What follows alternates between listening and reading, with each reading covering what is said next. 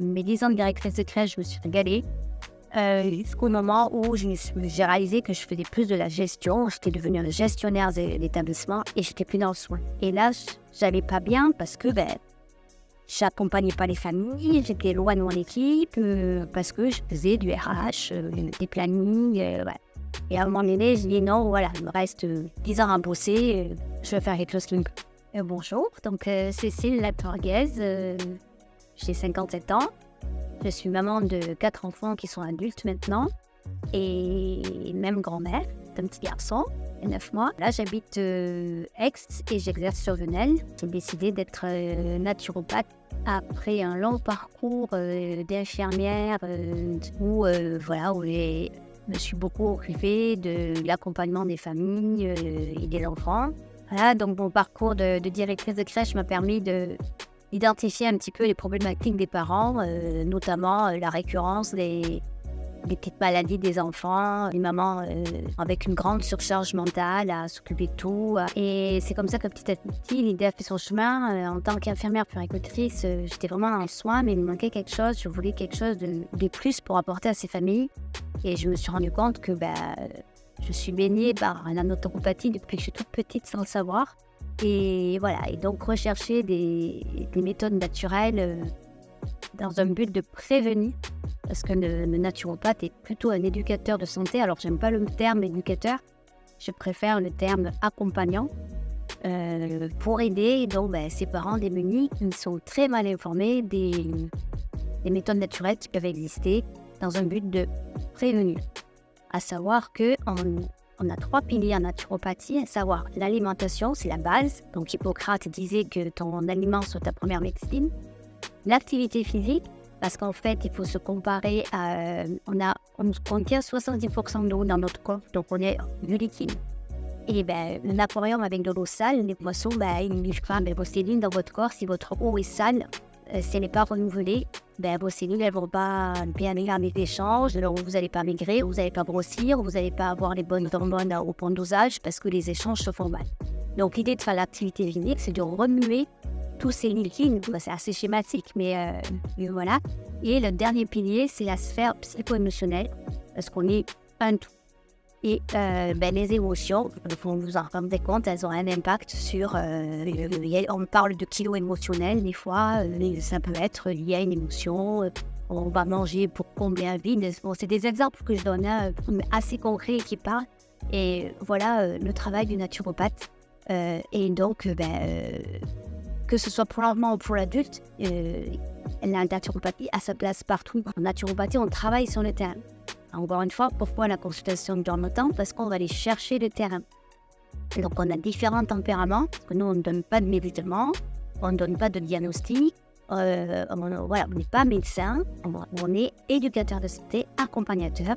Et on va travailler avec la personne, en accord avec elle, à changer ses habitudes de vie. En naturopathie, la personne est acteur de sa santé. Moi, ce que je veux faire, c'est aller chercher la cause. Et ensemble, on va aller voir qu'est-ce que la personne a envie de modifier ou est en mesure de modifier. Et en matière de plantes, oui, j'utilise pas mal de plantes, moi, notamment la gémothérapie. C'est pas les pierres, les gémeaux, là, c'est les bourgeons. Les bourgeons de plantes sont très riches en principes actifs parce que un bourgeon va vous donner une valeur et une...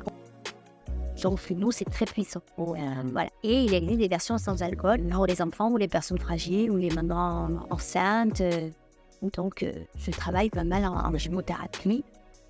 Je travaille avec l'argile. Je travaille avec les huiles essentielles. Aussi, il faut faire attention parce qu'il y a des dangers avec les huiles essentielles. Donc, pas avant 12 ans. Et non, pour pallier à éviter le danger des huiles essentielles pour les enfants. Bon, ma spécialité, c'est quand même les enfants. J'utilise les hydrolats. L'eau de fleur d'oranger, vous connaissez. C'est un hydrolat, en fait, c'est juste la partie aqueuse. Donc, quand on a distillé la plante pour avoir une huile essentielle, la partie aqueuse, c'est l'hydrolat. Donc, il y a certaines molécules, mais efficaces, bien sûr. C'est pas juste de l'eau parfumée, mais qui n'a pas la toxicité de l'huile essentielle. Alors, pourquoi plus les enfants et les adolescents? Bon, d'abord, on part du principe que l'enfant il est un peu moins encrassé que l'adulte, hein, puisqu'il a été moins confronté à l'environnement, à la mauvaise alimentation, le lait de vache qu'on a bu. Si on leur donne dès petit des bonnes habitudes, ce ne seront plus des contraintes. À l'âge adulte, si on doit changer notre façon de manger, changer notre façon de s'alimenter, de bouger, ça devient une contrainte parce qu'on n'est pas l'habitude de faire ça. Alors que si l'enfant il est habitué à manger son fruit à distance des repas, je ne rentre pas dans les détails pour vous expliquer pourquoi, mais je pourrais en discuter aussi. Des bonnes habitudes, pourquoi aller faire un petit peu de se connecter à la nature, c'est hyper important. À l'école, quand vous rentrez de l'école, est-ce que vous pouvez rentrer à pied, passer par un parc et pas juste traverser le parc à fond, mais voilà, observer la nature. Tiens, les feuilles, elles ont changé de couleur. Tiens, on va ramasser des feuilles, on va faire... Voilà, tout ça, connecter les enfants à la nature, voilà. Et donc, pourquoi l'enfant? L'enfant, c'est l'adulte de demain. Et si on a une action à faire, c'est mettre en place des bonnes habitudes pour que ce soit des gestes naturels après et non pas des contraintes. Voilà pourquoi aussi j'avais envie de travailler avec les enfants et les adolescents, leur donner des bonnes bases, des bonnes habitudes. Pourquoi j'ai choisi Néroli? Néroli, c'est en fait la fleur de l'oranger amer. Et c'est la fleur, pour moi, la fleur de l'enfance. Je suis sûre que si je me demande qu'est-ce que ça vous évoque, la fleur d'oranger, on va penser au gâteau, on va penser aux crêpes, on va penser aux navettes à Marseille. Mais quand on sent la fleur d'oranger, en tout cas moi je sens la fleur d'oranger, ça me rappelle l'enfance. Et l'enfance c'est quoi? C'est l'innocence, c'est la pureté. Et je trouve que c'est un bel emblème pour illustrer mon site où j'ai vraiment envie d'accompagner les parents pour les aider avec des solutions naturelles à grandir leurs enfants plus forts. S'ils sont moins malades, ils seront plus forts. Alors mon projet c'est ouvrir mon cabinet et avoir une clientèle.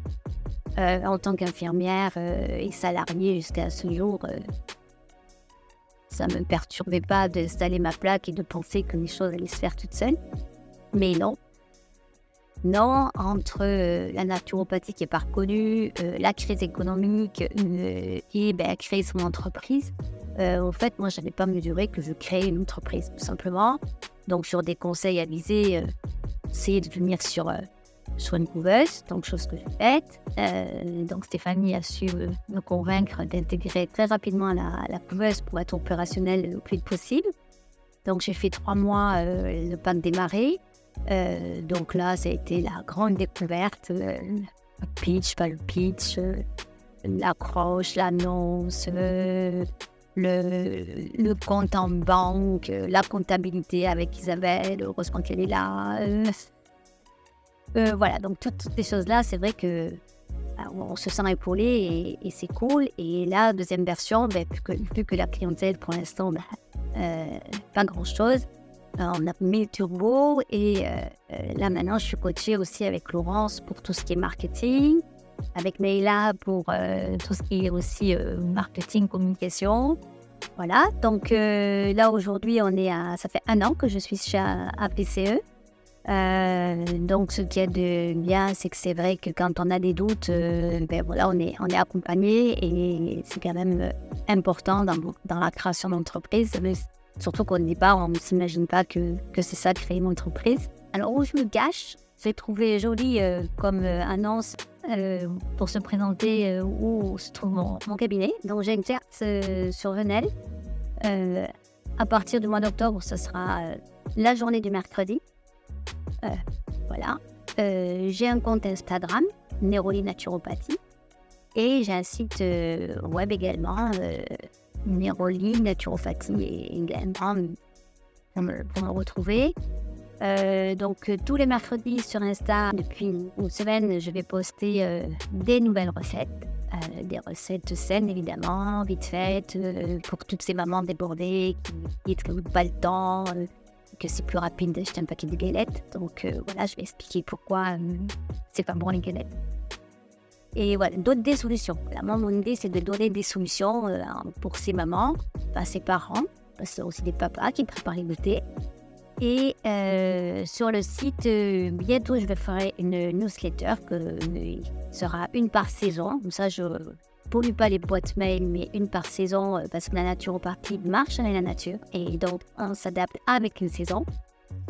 Et sur le site, ben voilà, je mets des articles, des recettes. Voilà, j'ai comme projet un e-book de recettes. Voilà, des choses simples qu'on peut faire tout seul, qu'on peut faire avec les enfants. Voilà. Alors, pour ceux qui n'osent pas encore se lancer, ben, c'est sûr que c'est pas facile.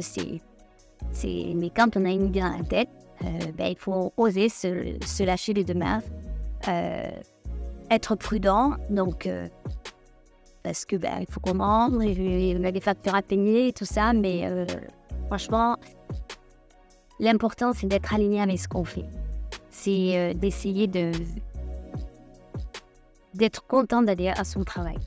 Et ça, c'est faire quelque chose qui nous fait vibrer. Alors, bon, c'est pas des termes de personnes perchées, je suis pas perchée du tout, je suis très ancrée. Mais très franchement, voilà, moi j'arrive dans le prendre soin, je suis dans le prendre soin, aider l'autre.